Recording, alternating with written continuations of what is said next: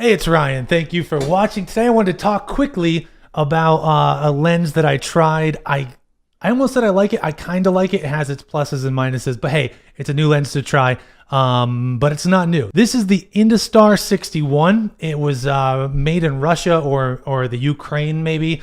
A lot of people like this lens. It has kind of a cult following. I like it. I don't love it, but I tried it out.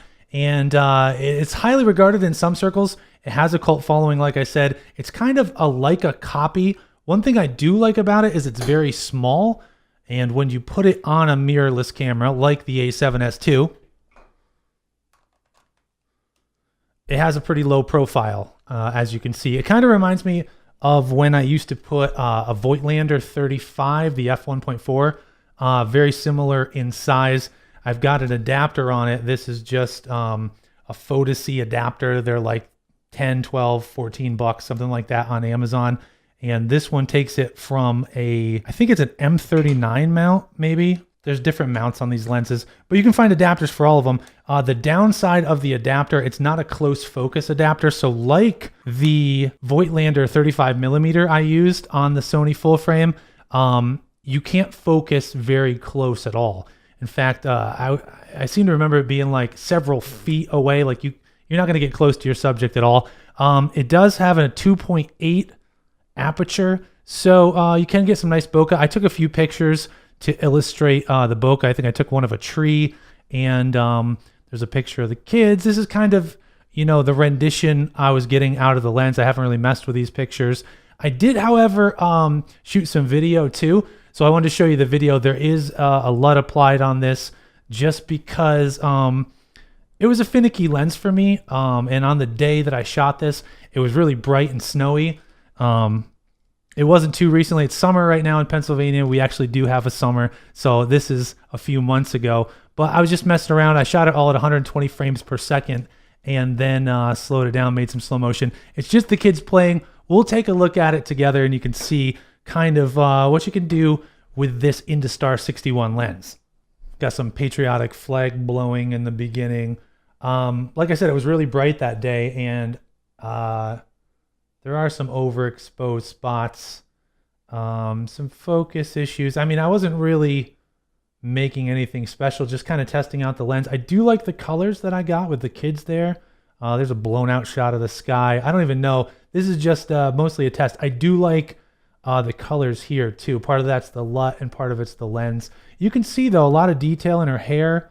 There's some bokeh on the bush, and I do like it, I guess. It wasn't one of my favorites, but I like testing all sorts of lenses out, and it looks good, and it does look really sharp. Some people, like I said, compare it to a Leica, a cheap Leica, a Russian knockoff Leica, which is basically what it is. And as you can see in a lot of the details, it does look pretty crispy. She runs into focus here. Yeah, I do like the colors. Again, part of it's the LUT, part of it's the lens. But you can see it is pretty sharp in the center. You can see on the tree details on the clothes. He's a little out of focus. The bush is in focus. I think he leans into focus, kind of. It does have a unique look to it though, and I think that's one of the benefits from trying out these vintage lenses and these strange finds like an Industar-61 or the Jupiter lenses or any of that. Oh, this is where Luigi wrecks Iron Man. That's part of the downside of being the little brother.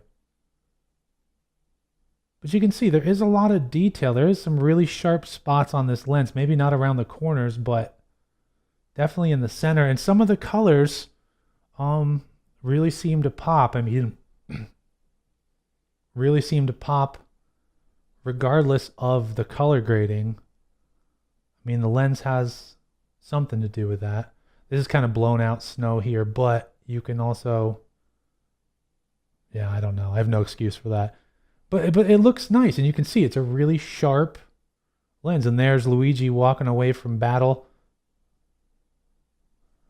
There you go. All in all, the Industar-61, they're super cheap. It's worth picking one up. In fact, right now, August 2018. Let's see what they're going for on eBay.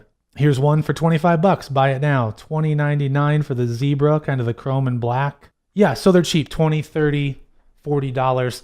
Worth picking up. A nice low profile lens. I did leave it on the camera for quite a while just because, like that Voigtlander I used, it's a nice shape. It's a nice small size, and you can really, I mean, it has some heft to it. So probably weighs as much as the kit lens for an A7, but really nice to carry around, a pretty small profile. So like always, there's going to be things you like, there's going to be things you hate, but my recommendation, just personally, I love trying out all sorts of lenses. I haven't really thrown this back on since I used it, but only because I've been shooting a lot of corporate video, wedding videos, and artistic projects, and none of them is really called for this, but in certain circumstances, I could see myself using this again.